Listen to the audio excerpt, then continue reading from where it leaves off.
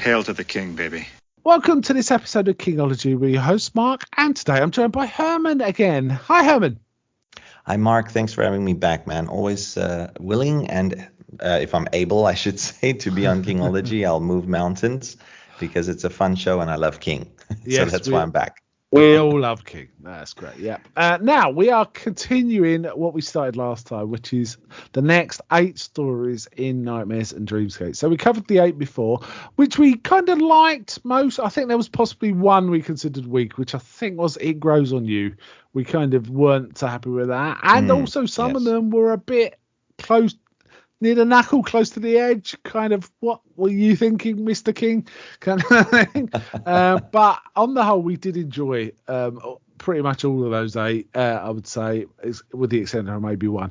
But we're going to get into the next 8, which are, there's a little, he's taking his foot off the gas on these compared to the first ones. I think the first ones have got some real standouts, very memorable stuff.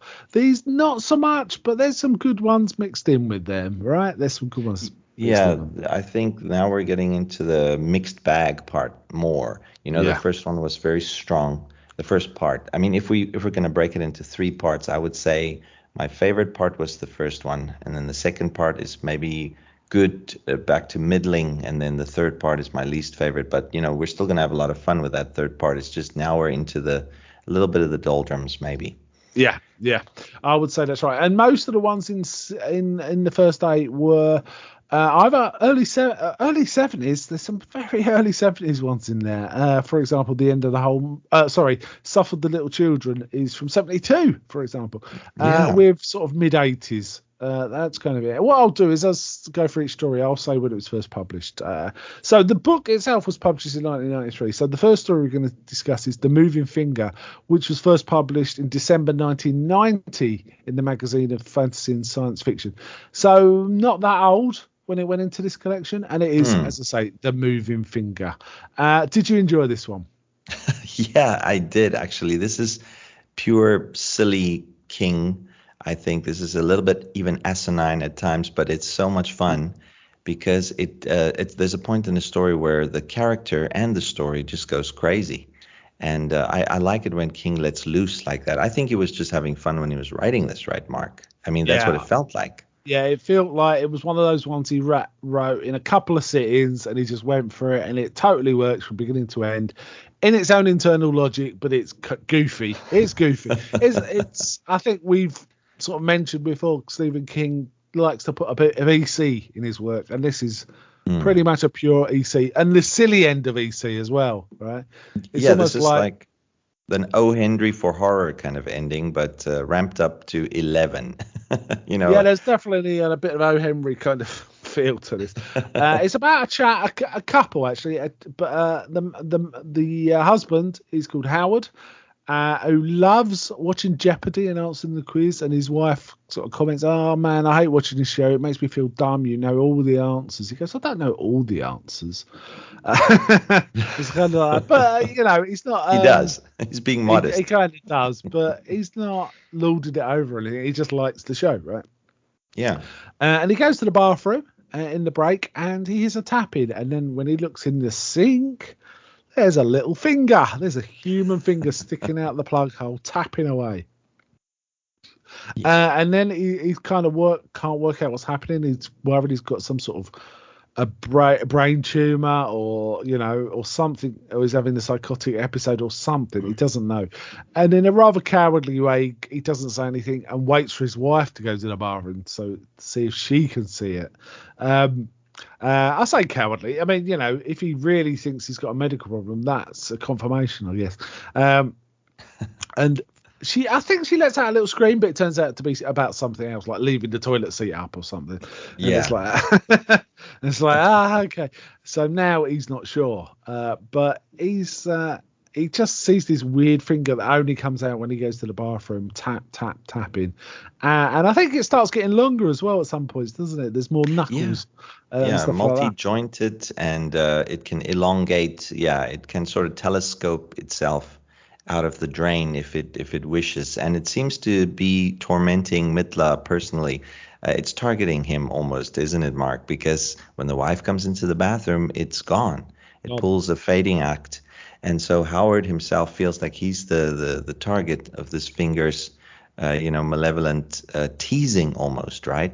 Yeah, and in a way, it reminds me a bit of, when Bevy in It has the blood in the sink. That when her father comes in, he can't see the blood, and she has to pretend she just saw a spider, right? Exactly. And it's got that kind of feel. King of Bathrooms, right? King of Bathrooms. There you go. So he decides to take matters into his own hand. He goes and buys some heavy-duty drain cleaner. And a pair of electric hedge trimmers, and he basically pulls the drain cleaner down. Finger starts writhing around. He starts chopping up with these hedge trimmers. But, he gets covered in blood while he's doing this. And he starts to realise, okay, it's a finger. A finger's on a hand. A hand's on what? What's this What kind of body is it attached to? Yeah, he's starting to think. Yeah, and he makes a lot of noise doing this, which attracts the police, or the neighbours probably find the police. Yeah. They turn up and they find him covered in blood. And he says to the policeman, if you have to go to the bathroom, I definitely suggest you hold it. And then the toilet leak starts shaking like something's tapping against it. He makes references to Jeopardy throughout this whole and sort of the way Jeopardy questions are phrased. That's one of the things in the whole story.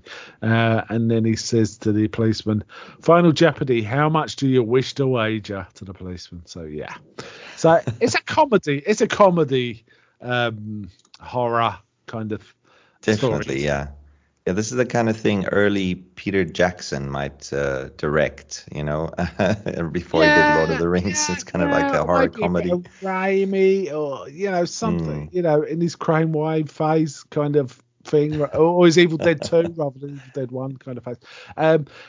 Also, there was a TV adaptation of this, which we've both watched, haven't we? Yeah.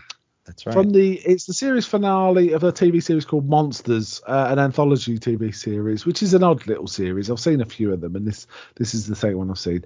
And this one had Tom Noonan as Howard. Tom Noonan, a good actor. He can do creepy. He can do comedy. He can play it pretty straight. And this one goes from sort of straight to comedy pretty much, doesn't it? Did you think it was a good adaptation? I thought it was a great adaptation. As far as King adaptations go, this one was a definite winner because it was almost beat for beat the same as the story, but it had some extra comedic bits thrown in there, like you mentioned, courtesy of Tom Noonan and his acting skill. And also, I think the casting was done really well because I think we spoke off mic how incongruous it looked when he stood next to the lady who played his wife, because he's this giant, almost 7 feet tall, and then the lady they picked is this very short, diminutive kind of figure. So that it's played for laughs as well. Yeah, but I have to say she's a good actress, and the rapport between them worked, right? It worked like a happily married couple, pretty much. She was kind of, that's right. She was a nice lady, concerned about him, but also sort of teasing him a bit, and it was kind of fun. But otherwise, it was pretty much the same story. And for this version, played for laughs. Even the musical beats were like comedy musical beats, ding ding ding. That's right. Like that, rather than low strings, serious horror stuff. It was kind of played like that. The only other thing, I think it was almost exactly the same, other than it didn't specifically refer to Jeopardy. He was more like a quiz guy, wasn't he, rather than a Jeopardy. Yeah. But otherwise, it was the same. Yeah, they probably couldn't have gotten the rights to put some actual Jeopardy in there. It might have been great advertising for the show, though, but they probably didn't need it. They're so famous. But I love the fact that, Stephen King put this quirk in there, that Jeopardy is such a big part of Howard Mittler's life, and that it becomes, sort of an anchor to his sanity almost at the end there, right, Mark? Because he goes completely insane. Yeah. After he realizes that, well, he doesn't, he passes the point of caring whether the finger is real or not, because he can't seem to go to the bathroom. He can't relieve himself when the finger's in there. Yeah. So he's one of those shy, what you call him, shy urinators. Shy bladder dudes. So that part is great, and that's what's causing him torment. So he decides to have a war with this finger in the bathroom. Yeah, it is funny. It kind of it kind of starts because he drinks a little too much beer. Even after he's seen the thing and there, he has to go to the bathroom during the night where there's more and more things going on. So it's like it's all going on. I really like this one, both the TV adaptation and the original story. So yeah, a solid one as far as I'm concerned. Definitely, I'm the same. I'm gonna go and say this is one of my favorites of this second batch of King Tales. Fair enough. It's the most memorable. There's two that I think are particularly that I remembered particularly well. Actually, maybe three. I say that I think there's four actually. The next one is called Sneakers. It was first published in a collection called Night Visions 5 in 1988, as was Dedication, the last one of the first 8 we did. That was also published in that volume. So that's Sneakers. Now, this one I could not, and I've read this collection before, but I had very little memory of it until I started reading it. About halfway through, it was like, oh yeah, I remember this now. So this one was not so memorable for me. What did you think of this one? Yeah, this is actually this one, along with a story that pops up later that I'll mention, is one of my least favorite stories in the entire collection. It's just there's a point when it becomes confusing. It's sort of almost a mystery horror-esque tale where you kind of have to figure out who did it. There's a ghost that shows up. You'll probably go into that when you give the summary, Mark. But I found it confusing more than it wasn't boring. Certainly it wasn't. I mean, there's always this king. The characters in King are way over the top, and I like that. So each character. I mean, there's basically an evil gay guy in this, who likes to proposition his employees. It's weird. Yeah, but it's weird that he is kind of set up at the end as being obviously the evil bad guy. But you know what? He's not written as evil, I don't think, other than a I have to say, he did proposition someone who was working for him, but he did it fairly gently and backed off immediately. So it's like, okay, you shouldn't have done that, but if it's done in about as respectful a way as it can be if you were to do it. Do you know what I mean? So yeah, I wasn't that's quite true. sure if it was written a little more blunt, or it would have felt a little more coherent to the narrative actually. So the narrative, I think you're right. Was a little too light actually. Yeah, maybe the revelation of the evil comes later on. It has nothing to do with his propositioning of the narrator. You're right. But I mean, we soon find out that I think there's only 3 main characters in this story, right, Mark? And it's the narrator and his boss, who's this man who propositioned him, and then of course the ghost. Yeah, and also there's also a chap that Tell, the main character, sort of talks to. It's like a sort of a bit of a gopher, people don't notice him, so they talk freely around him, so he knows a lot of stuff. That's right. Him too. But yeah, I have to say I had very little memory of this one, if any. And you know what? Because we had quite a delay in recording this, I actually read this one twice, and even the second time it was like, yeah, okay, I'm not quite sure this is narratively clear that this guy's the bad guy until right at the end, and you think, well, it didn't really sort of suggest that this man was capable of this in any way. Yeah, exactly. Because it is basically, the ghost is a spirit that's restless because it's a murder.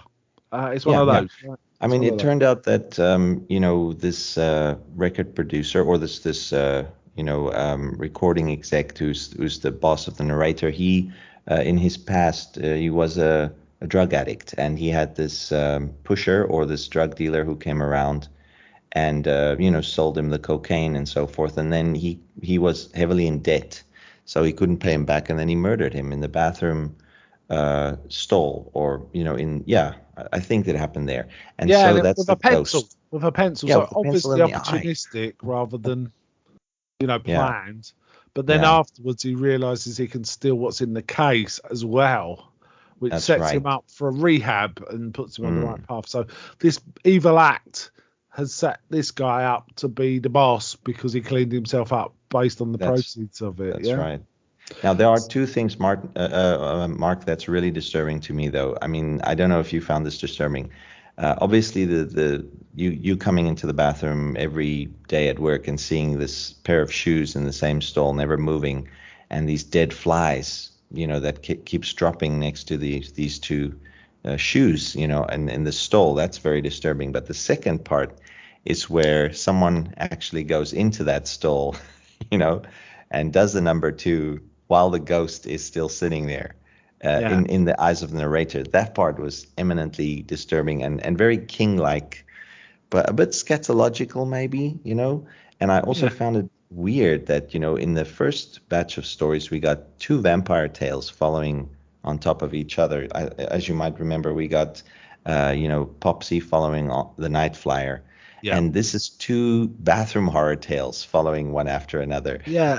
With the moving finger and then this one of sneakers. So I found it strange. Indeed, and there's a hell of a bathroom sequence in Nightflyer too, right? Oh yeah, I forgot about that one. Of course, yeah. So yeah, it's Kings and bathrooms, right? Kings and bathrooms. We see it in here and so on. So this one was okay. I just felt, and the writing was great. Nothing wrong with the writing. King makes it very readable, doesn't he? He makes it very readable. I didn't feel particularly engaged in the main character. I didn't feel particularly like the Jennings got away with it and is an evil man. It's more like, okay, stuff happened. It felt more like that than a good versus evil morality story. And there wasn't a moral to this story, really. It's just, the ghost wanted someone to be a witness, I think was it, right? That was really what it was. That's it, yeah. Be aware of what happened. Absolutely no moral. I think that's what leaves the story a little bit up in the air and also disappointing at the end. There is no ending, really. There's no final climax. Nobody gets their comeuppance. It's basically just the narrator quitting the job and leaving after, having this revelation of who killed the ghost. And that's sort of unsatisfying, I would say, for me personally, not to have something.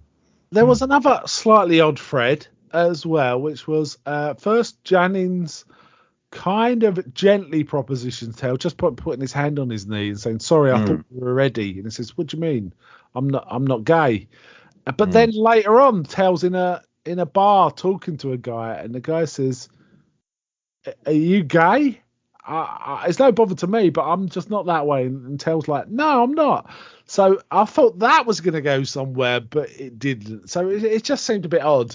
Right. Yeah, that was weird. I mean, it's almost as if the boss propositioning him opened the door to him wanting. Yeah, he had doubts about his own sexuality or something at that point, and then he wanted to explore that further to see, where it would go. It's weird. I don't even know why King put that in there. I mean, I can understand that there was the narrator, what's his name, John Tell, like you said, Mark, he started to feel lonely because after the propositioning went awry on the part of the boss, he sort of, ostracized him at work a little bit. Yeah, he says, a week ago he was my only friend, and now I don't really want to be around him anymore. Exactly. So, and there was that kind of thing, but it doesn't quite cohere. Let's I agree. Yeah. Okay, let's go on to the next one. This one is, they got a hell of a band, and that first appeared in a collection called Shock Rock from 1992, so very fresh. Nightmares and Dreams came out the year after. Yeah. They got a hell of a band. This one I did remember, I think, because the premise is so memorable. It's the premise. That's right. It's memorable rather than necessarily the story. Though, I don't know, the story was okay. Basically, husband and wife are driving. They kind of lost in the woods. Now, King also has other stories where people are going through the woods and weird Children things. of the Corn. Yeah, and there's also the one about the lady obsessed with finding the fastest route between two places, which I always liked as a story, but it made me think of that. I can't remember which collection that was or what the story name was. Yeah, I think there was Skeleton Crew. Yeah, it was one of the early ones. That's right. But they kind of get lost, and they end up, start going down roads. She's getting more and more cross because, men get their way, not because they're right, but because they're relentless. And I think she's got a point. Actually, okay. I agree, yeah. And they get to this place called, is it Rock and Roll Heaven? Heaven. Yeah, they get to the name called Rock and Roll Heaven, which I think is the name of a song, isn't it, as well? Yeah, the Righteous Brothers, yeah. Oh, okay. In fact, Mary takes a nap and he keeps going on and on and on, doesn't he? Until she wakes up. But they get to Rock and Roll Heaven, and they get to this town, and it's like proper Norman Rockwell kind of style, and they meet. They go into a diner, and there's a woman there who's a ringer for Janis Joplin. That's right. Yeah, she's the waitress at the diner.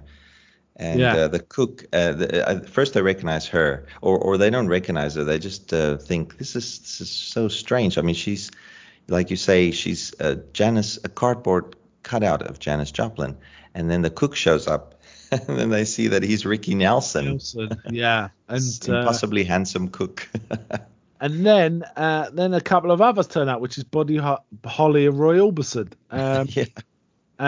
But they're kind of act friendly, but then weird stuff starts happening. Like, that's right. I think one vomits maggots, for example.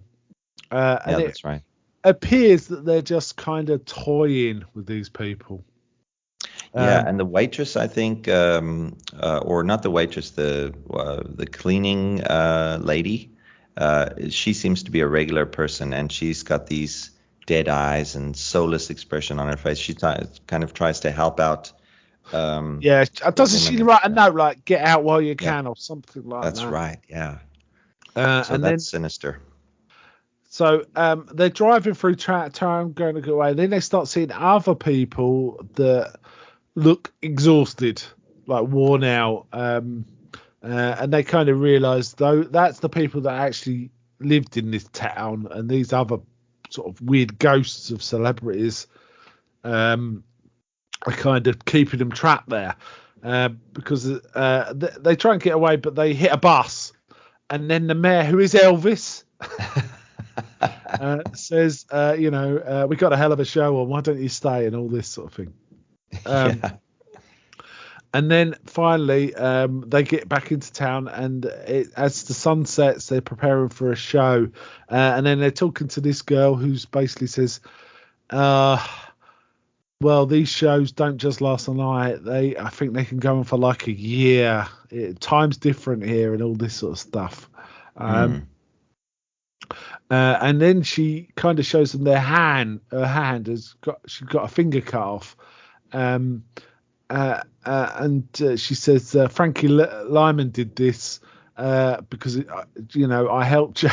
She says, I heard he was a nice guy in real life, but now he's here, he's changed. And it's kind of like, what is going on? And then an old disc jockey, Alan Freed, turns up and sort of introduces this show. And I think there's like John Lennon and the Lizard King, Jim Morrison shows up. And we see. Sorry, there is a TV version of this. I nearly started talking about that. We'll get to that in a bit. But they kind of have to stay there, and they're sort of while talking to people, they find out people have been there for years. Got accidentally tripped into the town, and they stay there for years. Now,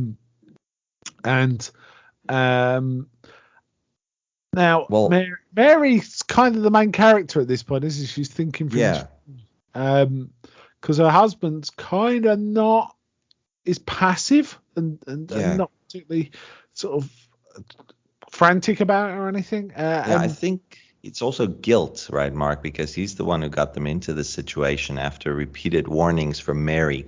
So now he's succumbed to his guilt, and he's basically just a muppet at this point in time, because Mary's now the one still who seems to have a desire for life to get them out of there, to survive. And the husband's just given up, so he just now going with the flow. He's become sort of like the zombies of the audience in the town. While Mary still has a vestige of, she wants to escape, but she soon realizes that's impossible, because it doesn't seem that they're in conventional reality any longer. I mean, when the mayor, Elvis, describes the town, he says, if you go past the bus and you go out of the town, there's nothing there but swamps filled with dangerous animals. And then he even drops the hint, and other things. Now, it's almost like the Mist or something. Yeah. And then finally it ends with the Alan Freed's shouting out, "Rock and roll will never die." And then Mary thinks in the last line, "That's what I'm afraid of." And yeah, yeah. So quite a story. A bit on the EC side again. Again, yeah.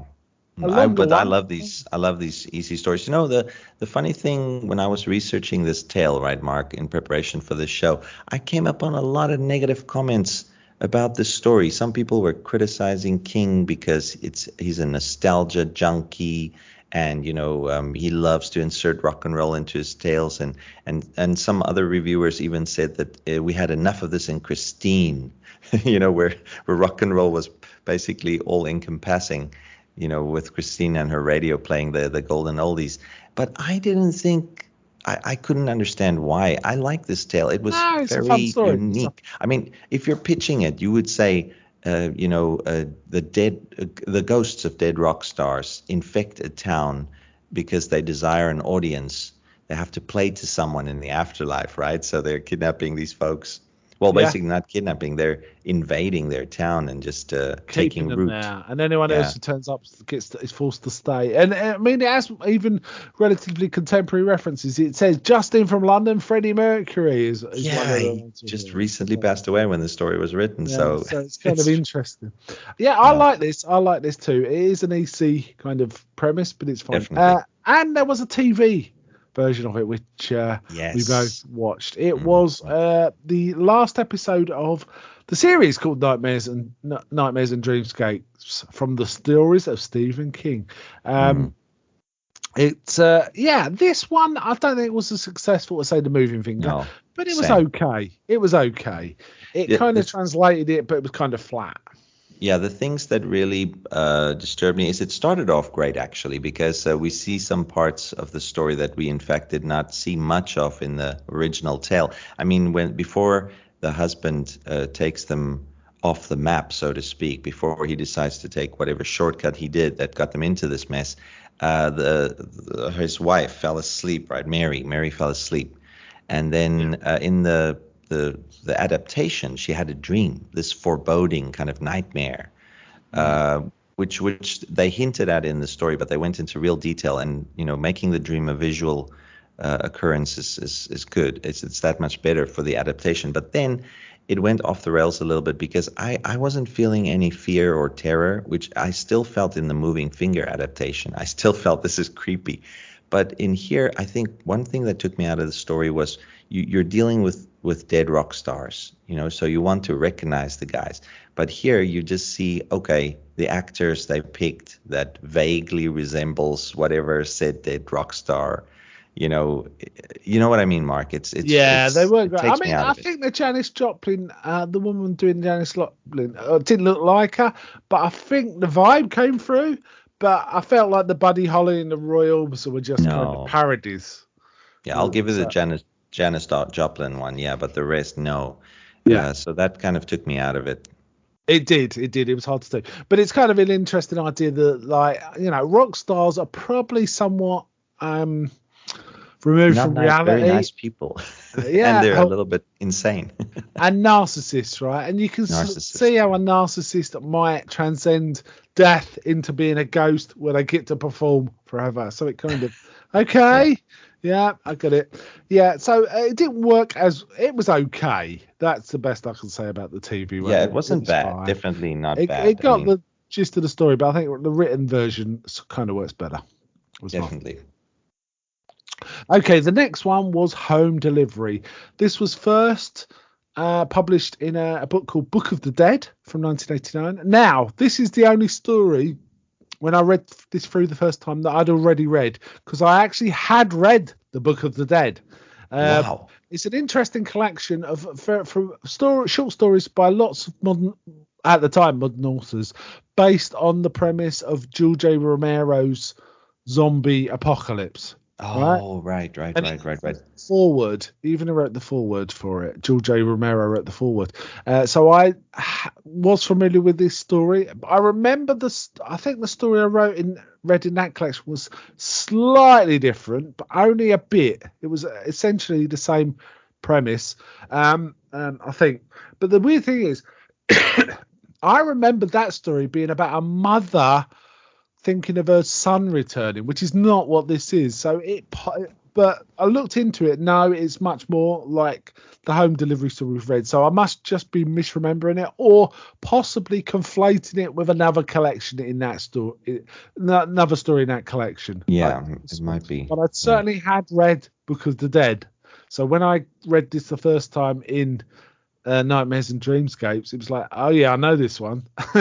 Yeah. I was almost, well, this is not equating my experience with yours because I never read Book of the Dead. But, when I reread this tale, Mark, the funny thing was I could not remember having read this one before. And while I was rereading it, I kept thinking, Stephen King doing zombies.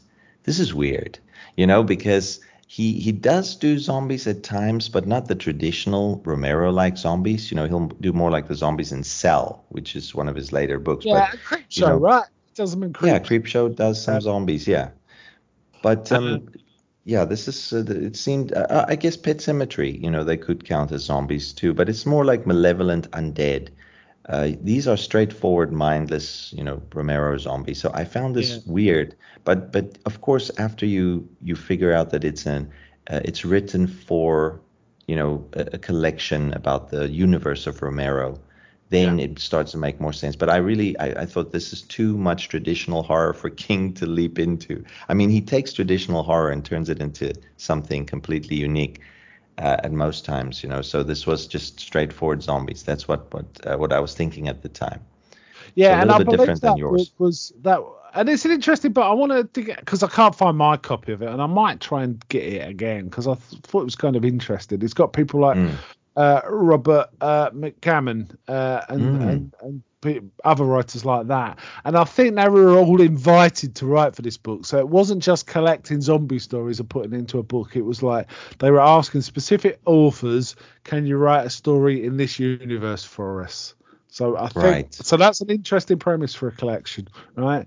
So I think it was that. Anyway, let's get back to this story. So Home Delivery, it's basically set on an island off the coast of Maine, which actually I thought it was Little Small Island, but reading hold on, let me just read through here. Now they say it's called Jenny or Genisal here, so I might have got this confused because I thought it had a link to Dolores Claiborne, which is Little Tall Island, right?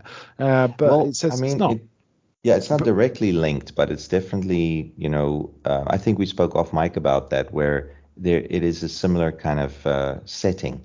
And community. So it's not, and community as well, almost beat for beat the same as you find in Dolores Claiborne. So it's not, it's not directly linked, but it's odd that probably around this time King was also thinking, while compiling this anthology, Nightmares and Dreamscapes, he was already thinking about Dolores Claiborne. And in fact, you already finished, I mean, it might have still been in his mind, right, Mark? You just finished that up with Talisha, right?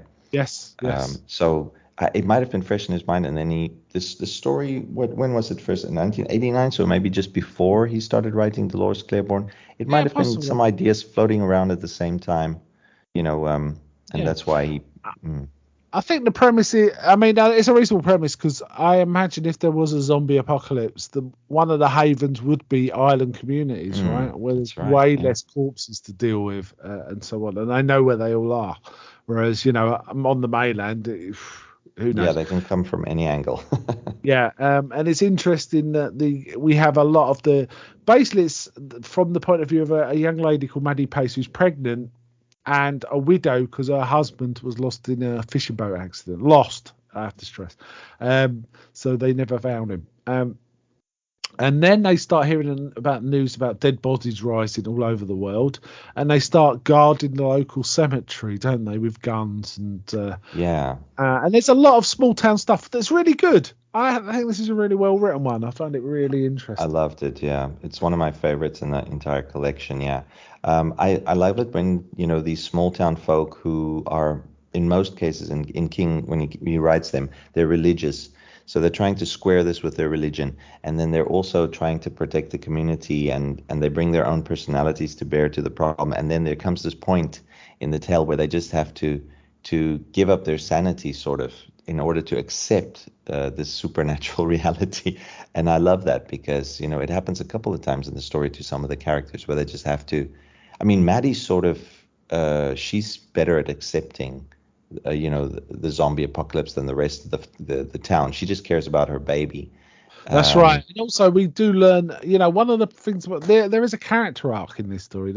This young lady is very timid and has always been not bossed around, but directed by others. Let's put it that way. And she feels comfortable directed by others. She's happiest when sort of she doesn't have to try and work out things on her own. But she's part of the story is she's realizing that in this new world order, she cannot just wait for someone to tell her what to do. She has to become more resourceful, and that is the character development. It's kind of an interesting one too, with all this going on. I like how it's written, but essentially her husband comes back from the sea, doesn't she? And she has to deal with it. She has to destroy him, which kind of destroys her own timidity as well. It's kind of an allegory, isn't it? But she ends with a feeling of hope, which is kind of interesting given the sort of premise. So I thought this was a really good story. It was funny. I think I remember this at the time of reading it in this collection, that I had a chuckle that King couldn't just leave it alone in terms of, okay, there's a zombie apocalypse. He has to put in an explanation that is Star Wormwood and all this, which is not. Which is, well, the George Romero one is a satellite coming back, isn't it? Or something like that. But it's all very vague. But King had to put his own sort of why this is happening. It didn't need to. He didn't need to do that at all. I mean, but he does like to mention Star Wormwood. I mean, Carrie's mom, in his first novel, she kept spouting that kind of line, Star Wormwood is coming, you child of the devil. And, so I like it when King it puts in these recurring phrases. But like you say, this is George Romero's universe. He shouldn't take too many liberties.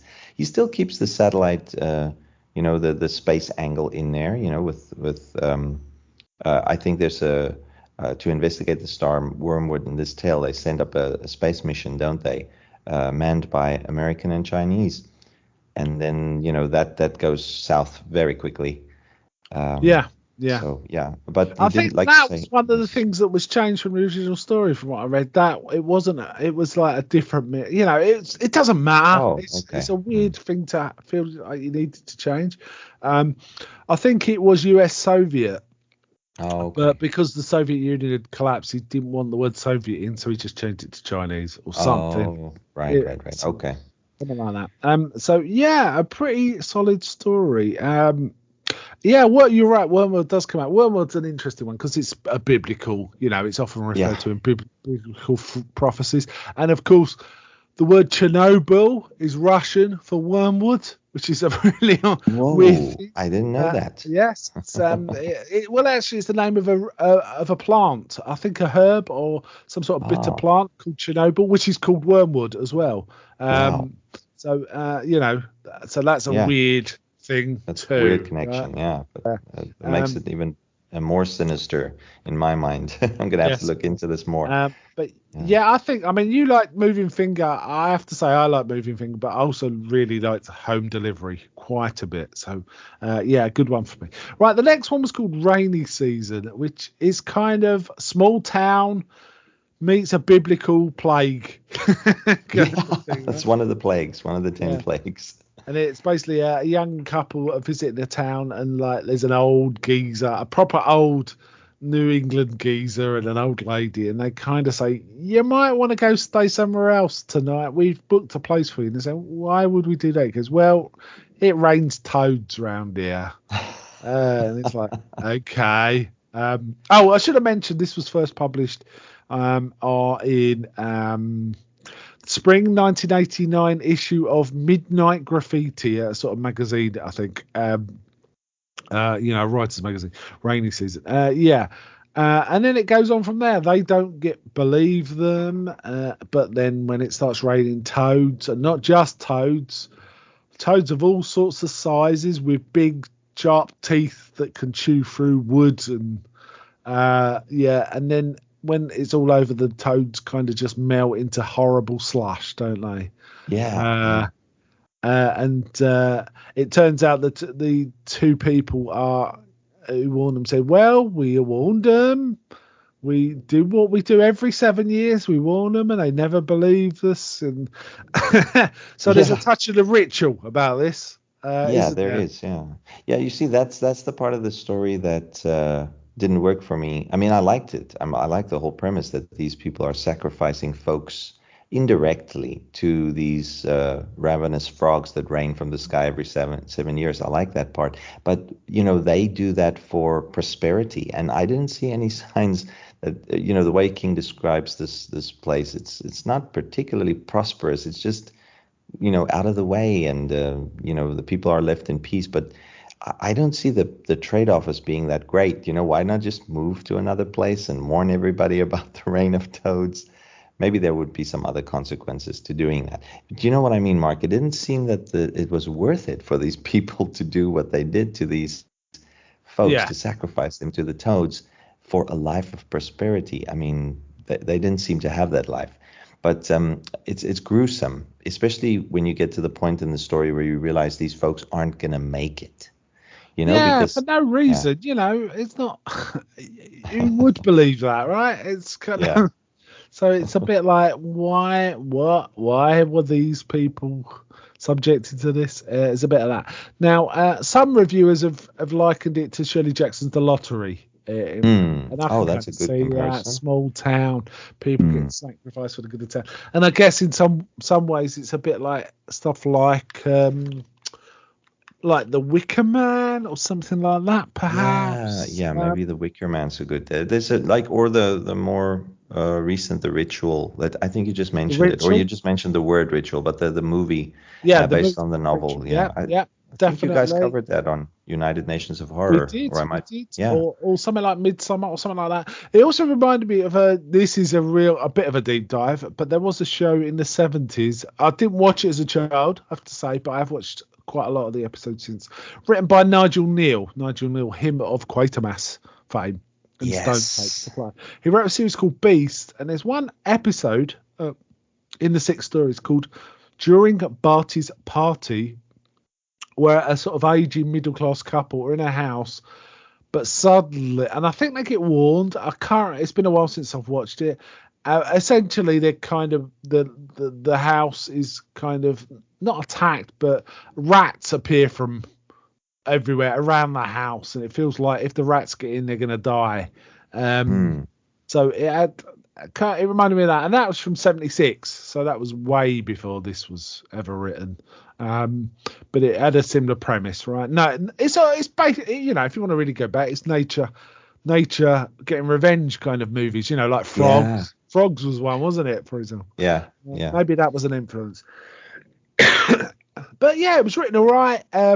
And I kind of liked it, but it's again a bit of an EC. But at least in EC, there's usually a morality, that's like this would have been a couple of bank robbers or con artists, wouldn't it? If it had been EC, but not just an innocent couple. That would. I think that's what drives home the horror there, Mark, is because Stephen King sets them up. He describes them to us as such a nice couple. Really two, very nice people. And I think the old geezers even comment on that. It's a shame or something like that. It's a shame that they. And I imagine Fred Gwynne sort of doing this, So I'm from Pet Sematary kind of. Yeah. And he had a part dog as well. That was part of the story. Yes. All of them must have their animal companions with them in Maine. They've probably got their own pet cemetery up there somewhere. Yeah. So it was a decent one, but not the best of the bunch. Yeah. Resolution was not entirely satisfying. Right, the next one is I think the only one that's not supernatural at all, which is called My Pretty Pony. Now this was first published, and I'm kind of dying to see this as a limited edition coffee table book in 1989. That's something, isn't it? And essentially, it's really a grandfather who's on his last legs, frankly, His art is really giving out. Talking to his favourite grandson. Oh, sorry, the grandson that can make him laugh. The boy that can make him laugh. It gives him a pocket watch and sort of talks to him about the nature of time. And he it's quite clear on this. He goes, I don't give advice, I give instruction. Advice is for fools, but instruction a wise man can give, and a wise man would also listen to instruction. Is how he puts it. And he starts talking about the nature of time. Like when you're in pain, time stretches out. And as you get older and older, it goes faster and faster. So when you're a kid, it's kind of lasts forever, and as you get older and older, you're kind of losing, you think, I could have sworn it was in the fall and now it's like Christmas and stuff like that. So he describes time as a pretty pony with a wicked heart, and it was okay. Quite like the writing, but it wasn't a story, really, was it? Do you think? No, it wasn't a whole story with a plot or a tale or anything. It's just a grandpa giving advice to his grandson. But it makes it better if you do some research and find out exactly how King came to write this. And it was supposed to be part of a bigger novel related to one of the Bachman books, or even a character of Richard Bachman, his pseudonym, which is not Stephen King, it's George Stark, right? That's where the Dark Half novel came from. So this was a scene from I think the novel that Richard Bachman was supposed to have written about George Stark was going to be called Machine's Way, right? And that even shows up in the Dark Half, right, Mark? Yes. So this is the novel that was supposed to have been written by George Stark, who's the pseudonym of Richard Bachman, and it was about an assassin, right, like a hitman, who returns to his or remembers this vignette with his grandpa, where he was given this advice. So that makes it kind of a little bit better. I think it's just like if you're a writer, and you are a writer, Mark, so you might experience that. Sometimes you write something that goes nowhere, but something that you wrote in that that attempt or that novel or short story, you want to preserve. You want to keep it, something you liked. It's like kind of like a gem that you don't want to just relegate to the file drawer or something. So you want to put it in something later on. Now you might rework that, or you might just write it as is into a short story collection where it won't have that big of a critical impact. You know what I mean? So after I understood that, I liked the story a whole lot more. Now, I will say I did like it. I did like this. Yeah. But it wasn't a story. It feels much more like a chapter of a book. Yeah. Or, definitely. sort of advice. Elongated somewhat. I mean, a shorter version would have possibly been more impactful as a chapter I'm talking about. But I quite like this, but it wasn't a story. It really wasn't. And I think that's why I had trouble remembering it. Because like, what's this about? And when you think about it, it's not particularly about anything.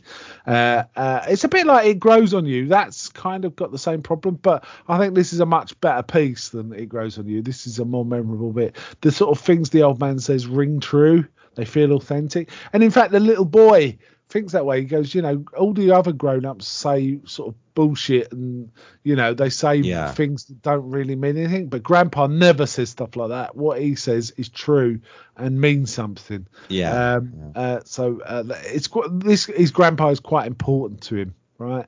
But there's a few kind of wonderful sort of evocative passages. There's like little phrases that, like, his heart felt like a fan with a playing card stuck in it. That kind of makes I totally makes sense, and it's quite a good and apt kind of metaphor. I agree. So it was kind of cool. So I liked it, but it isn't real. It's not something you could sort of say, I read this story last night. What was it about? The nature of time. It's very flat to describe this. It's kind of like if you have to tell someone who knows of King but doesn't usually read him, but they know that King's this master of horror, this horror legend, and you tell them that he wrote this story, they'll think you're out of your mind. It'd be an interesting coffee book, though. I wonder what I would like to see that. Lady. Yeah, Barbara Yeah. Kruger did the arc. I don't know her, but I would have loved to see that just as a novelty, you know. Yeah. Um, and I would love to own it too, but yeah, now I'm past that stage mark where I buy everything related to King. You know, I don't do that anymore, but I probably would have Yeah. done that in the I, early I like to 90s. read everything I can, but I'm not Yeah, got to have a yeah, don't same. have to have a specific version. Right. Okay. So the next one, this one's an interesting one because it was actually a teleplay, and also there's a TV version of it, which is not quite the same.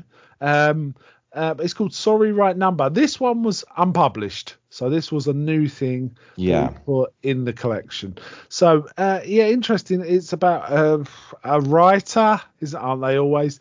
Uh, he's a horror writer, and his kid wants to watch one of the films adapted from one of his books called Ghost Kiss. And then his wife.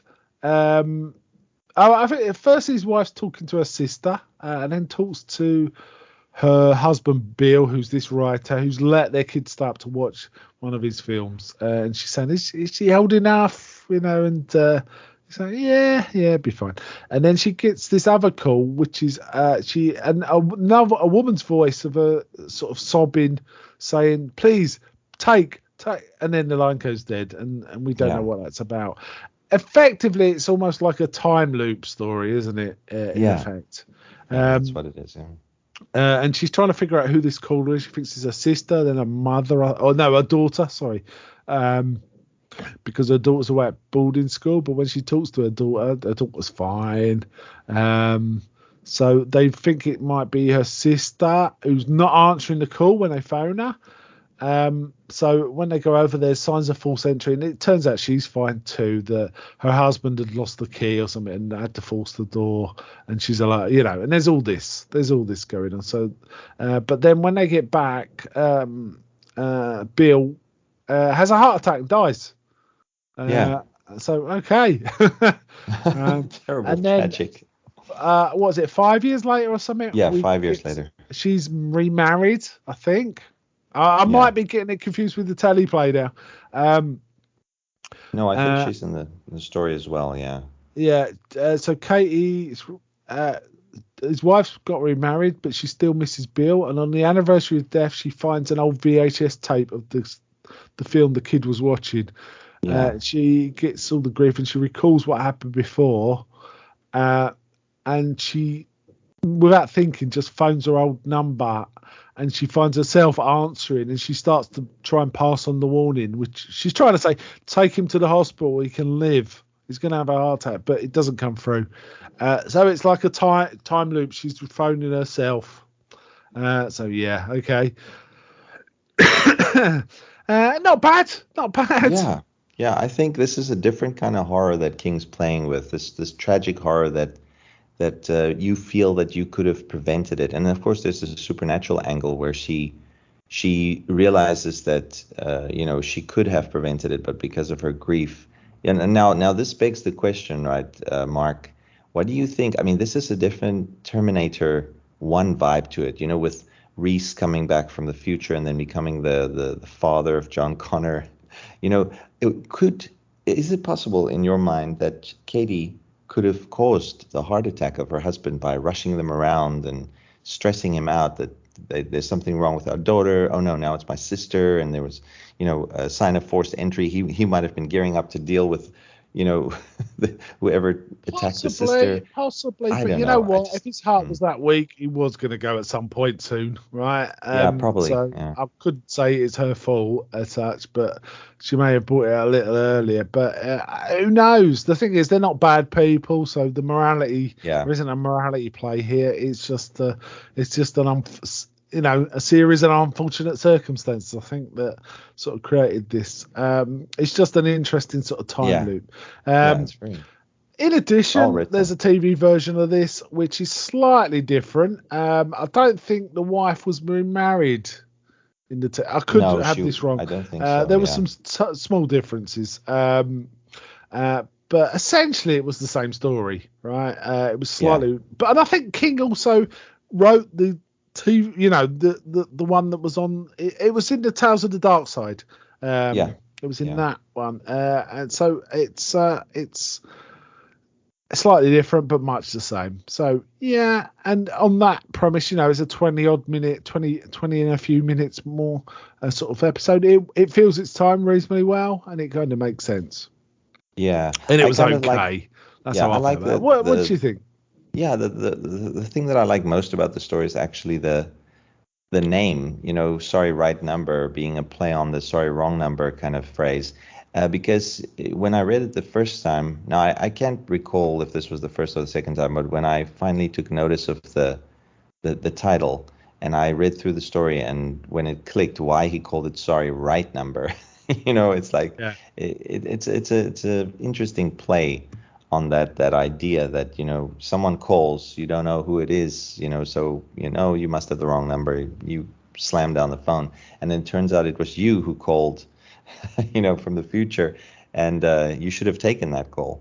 So it's an interesting title more than it is a story, but I found again King's characterizations the winner here, right, Mark, because you really feel the grief, and especially later on when it's the daughter's wedding and it makes the lady Katie think about her husband who passed 5 years ago. That's very believable. That means he took his time to figure out the beats of the story.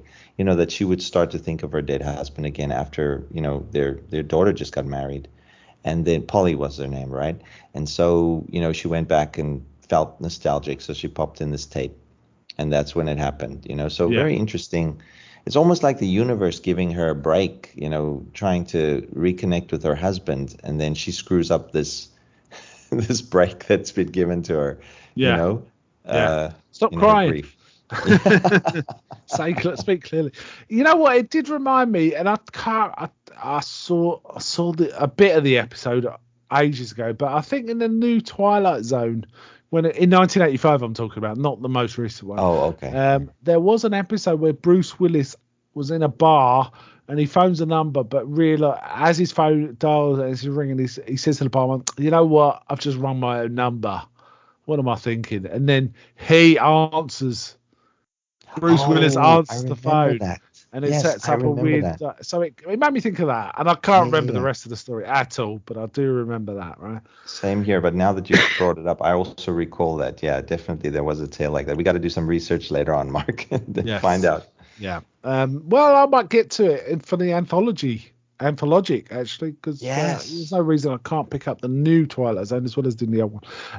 So not a bad one, and it's not a literary one. This is a teleplay, so it's kind of a bit different. Yeah. Right. Okay, so the last story, and one I enjoy very much, I have to say, right off the bat, is called The 10 O'Clock People. Again, previously unpublished, so again, another one. He's putting this like fresh, interesting one. This, right? Very interesting. Yeah. Smokers can see things that other people can't see. Is the premise. Smokers with nicotine withdrawal. Yeah. Specifically, they can sort of see the true reality. It's sort of like who is it? The sunglasses in They Live. They Live. Carpenter. Feels. This and They Live feel like very similar premises. And in fact, apparently there's a film adaptation of this has been announced, this story, and people are going to say it's just like They Live, right? I hope not. Because essentially beings that are not fully human are taking positions of power, and it's spreading. And they call them the Batmen, don't they? The Bat people. Yeah. They look like giant weird bat heads when they can see them. And it starts quite kind of interesting. A guy's just smoking a cigarette and suddenly he sees one, but someone nearby to him says, "Don't make a move. Do not indicate you." It's kind of that. Yeah. And essentially, Pearson he's like works in a sort of banking, is it? Or insurance or something like that. It's banking, yeah. But a younger black man called Duke, who calls himself Duke, Dudley Ryman, but calls himself Duke, calms him down and talks him down, right? And says, "Look, you've got to go back into work. You can't share anything. There is someone on your floor that's one of these." And it turns out to be his boss. This lady's his boss. And he says, "Can you get off at 3 so we can go talk?" And then it kind of sets up from there. Somehow these people that are got like nicotine addiction and deprivation can see these through these weird psychic masks that these bat people wear, so they look like normal people. And there's also a brief discussion about, well, what happens to the real so and so? We don't know, so that's kind of explained that way. There's some sort of chemical imbalance by the nicotine that allows them to see, and no one knows. And Pearson actually dubs these people that smoke, little street corner groupings of people in all weathers, the 10 o'clock people, because they come out at 10 o'clock, in the morning to have their first cigarette. And it's quite a long story where not much happens, but it's well written, so we don't get bored. And I don't think any of it's padding in any way. It feels like it feels itself very well. But essentially, they say we're going to have a meeting tonight, and we're going to sort of talk about what we're going to do. And this, I just want to stress, this is going to be a spoiler for anyone who's on this before I proceed. Essentially, it's a trap. They've been set up, haven't they? And there's a big fight. A traitor. Yes. And there's a big fight between the humans and the bat people. And they're saying, is it like a virus? Can you catch it? Because I don't think so. Viruses don't just attack the powerful, do they? And these Batmen want to be in power. And we find out the vice president's one, and various other high ups, like bosses of companies, are these bat people. So Pearson manages to get away, doesn't he? And it kind of ends. Now, this kind of relates to other Stephen King stories, doesn't it? These kind of half human, half animal characters. Yeah, I mean, we're both big Dark Tower fans, and I think that's where he established that this, the larger King universe has them. The Cantoi, or those creatures that show up, right, Mark? Which could be half animal, half human. And half bird and half human. There's all sorts of there. And I also think there's some odd characters in Hearts. I know we've not got to that in this series yet, but Hearts and Atlantis have kind of odd societies going on too. So it kind of relates a bit to that. Yeah, that's right. One thing I liked about this story, it's definitely got a They Live feel, but it harkens a little bit back towards Invasion of the Body Snatchers, with the question, what happens to the originals that they replace? Yeah, also, I Married a Monster from Outer Space. Yes. It's a good one. Yeah, and it ends with very satisfyingly, because, yes, they are attacked, and most of them are killed in this resistance group, and they escape, but there's... at the end, it's mentioned that he does form a new resistance group of 10 o'clock people, and they've found some success in becoming a guerrilla terrorist group that attack these Batmen in power. So, it's sort of like also apocalyptic feel to the tale. Yeah. But there's some light at the end of the tunnel. Yes. I quite liked it. It was kind of... It was a good tale. It was one of the ones that I remembered from the first reading without really having to look it up. That's the one about the smokers seeing things. Now, King has noted that this story was one of the ones which had the shortest gestation period of any of his sort of longer pieces. He thought of it and wrote it in 3 days. Wow. Which is quite a lot of writing for 3 days. Yeah. Damn. Writing, 50 pages, yeah. Complete story. Wow, that's impressive, Mr. King. I wonder if it had to have much editing. I suspect not. Someone of King's sort of knowledge of, of diction and grammar and stuff like that will probably need very little editing at this point, only for content and bagginess perhaps. But man, it's a punchy story and a good one. It's a really good one. Yeah. It's strange that Stephen King, I just want to mention this, Mark, he doesn't always have unique premises. When he does have in many cases, but when he takes a tried and true idea, like we mentioned, this has been done before, he sort of does it better than anyone else. Yeah. I mean, which I love about it. Lovecraft in Jerusalem's Lot, say, and things like that. And he writes like Poe in another one. That's right. and stuff, things like that. Yeah, I've got a note here which is kind of interesting. They live, right? It says it has been noted. This is Wikipedia. It's been noted that the plot of King's story resembles the premise of John Carpenter's movie They Live, which itself was based on the story 8 O'Clock in the Morning by Ray Nelson. What? Yes. Seriously? So I feel like They Live was based. So King was either directly lifting and knew it, or it's just a bizarre coincidence. This coincidence. Gee, or it man, might be funny. subconscious. He'd read it, forgotten, and It could be. Yeah. Something O'Clock kind of rung. Yeah. With him. So, I will say though, I mean the name, the title of this story, and it's one of the best in the entire collection. In fact, it's one of the best titles. It just a personal preference, I like the fact that 10 o'clock people are these smokers, and they take the name for themselves as a resistance group. Coming from the time in the morning when they realize these Batmen exist when they take their smoke breaks. It's just great. I love the name, the 10 o'clock people. That's why the story stuck with me because of the name mostly. I would say. Yeah, it's and apparently it's been. I mean, one other critic noticed this is basically a horror film told in 50 pages. It's begging for a film adaptation, which I kind of can see. It would need to be extended. I think the bit we got is like the first half of the film, right? And that's basically. Yeah. It was bought by the rights were acquired by Jay Baruchel, who had the story in development with intention of being directed by Tom Holland, but it never came to fruition. And now apparently it's been reported there's a TV adaptation of the story underway. So we may get to see it soon.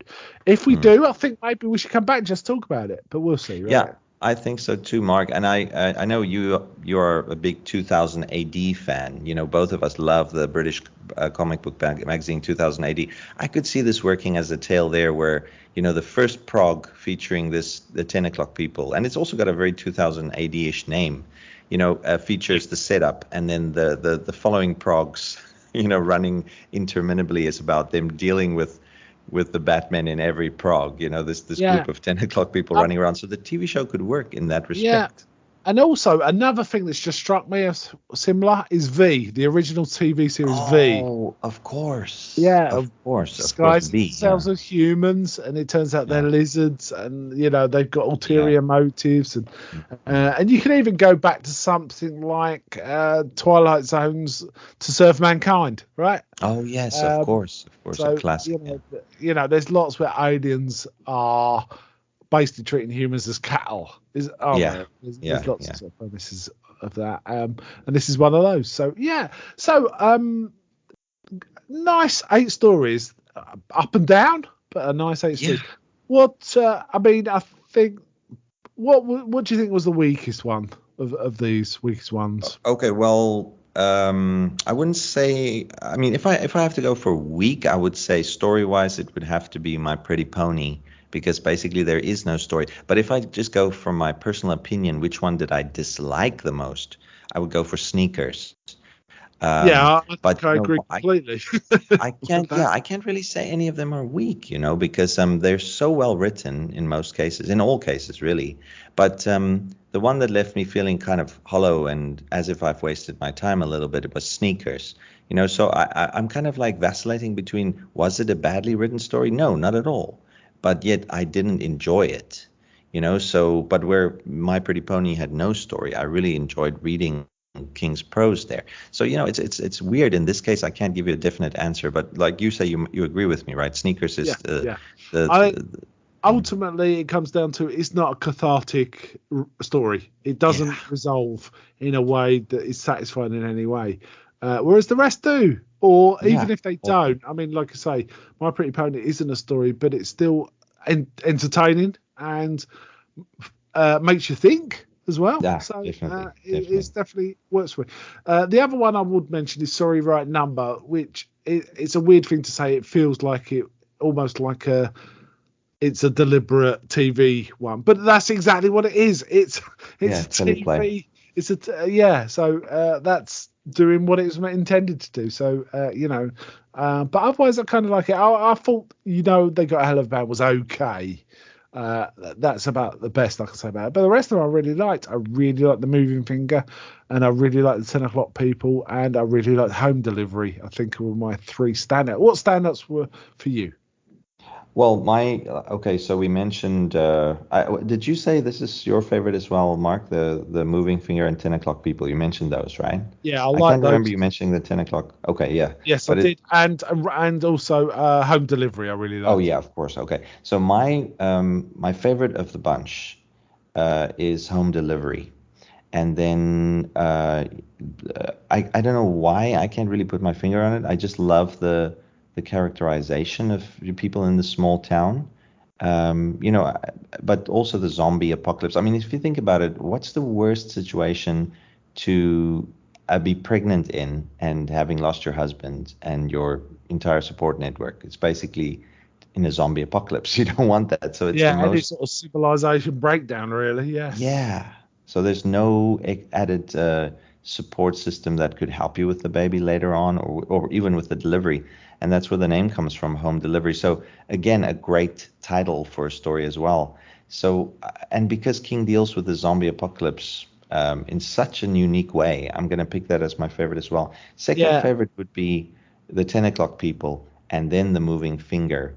And I wouldn't say, they got a hell of a band was just good. I would say it's a pretty great story for me because it's sort of a king dealing with the side of his nostalgic bent in a negative way. Normally he thinks of nostalgia in, like, for instance, we mentioned in Christine as something that he keeps coming back to. He keeps inserting it into his works. But here it turns nasty. All of these rock and roll legends he admires suddenly become, what they really are, like you mentioned, narcissists. And so I yeah. love that story for that effect. And then I would say Rainy Season would probably be a little bit lower on my list. So my top two would be Home Delivery and the 10 o'clock people, and then maybe the Moving Finger after that.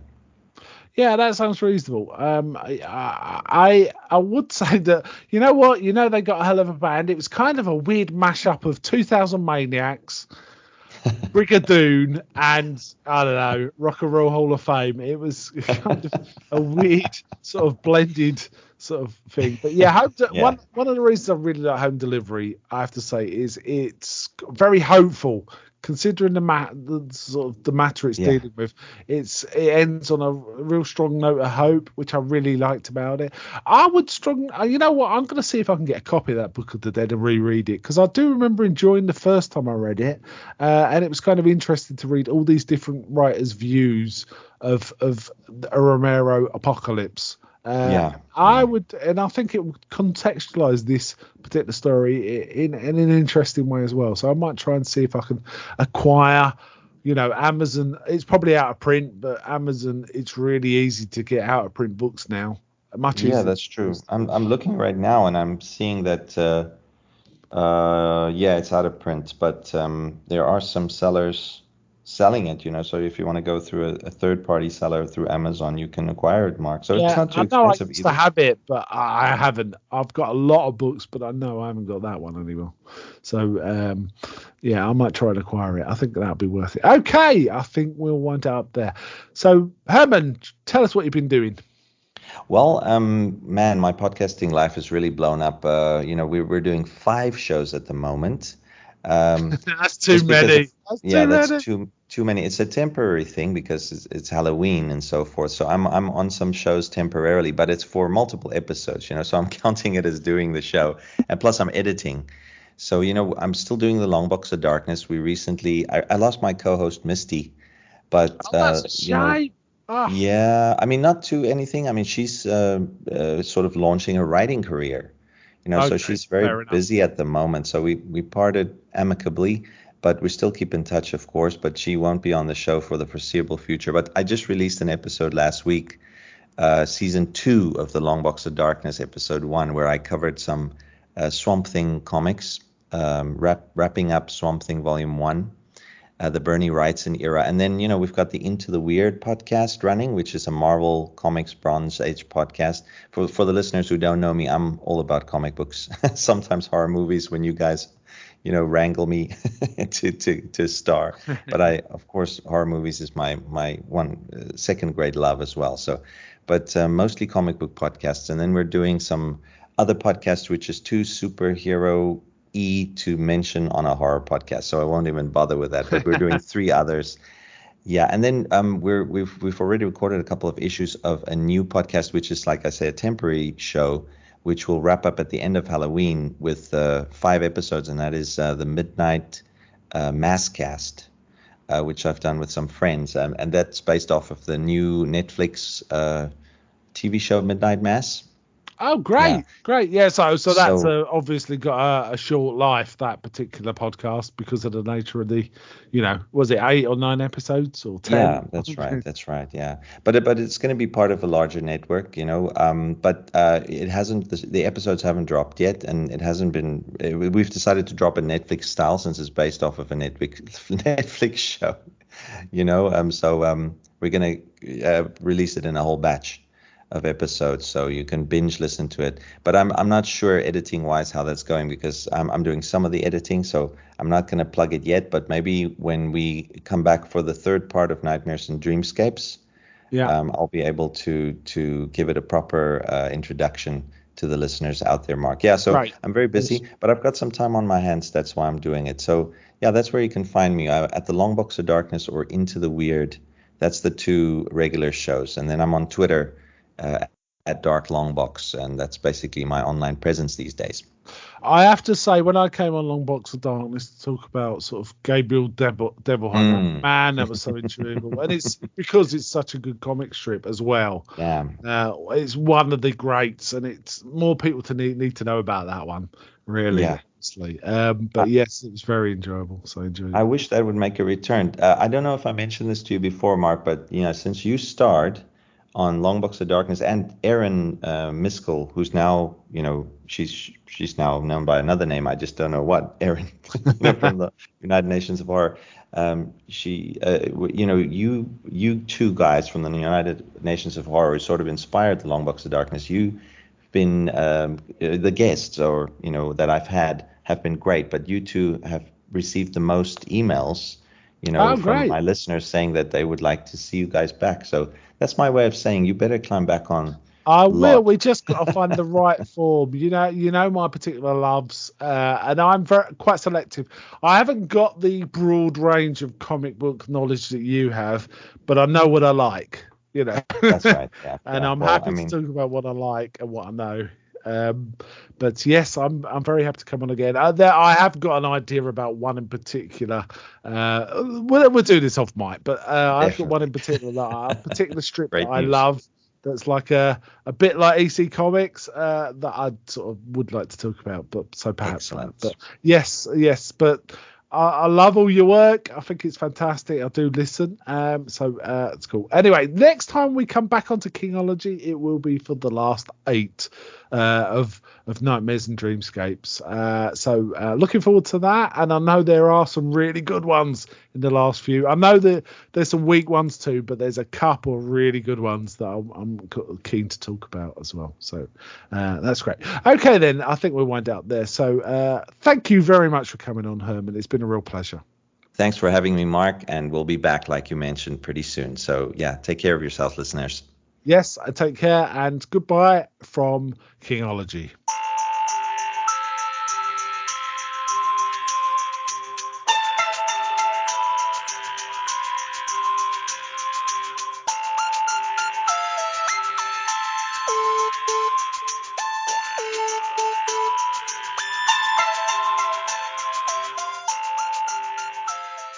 Hail to the king, baby.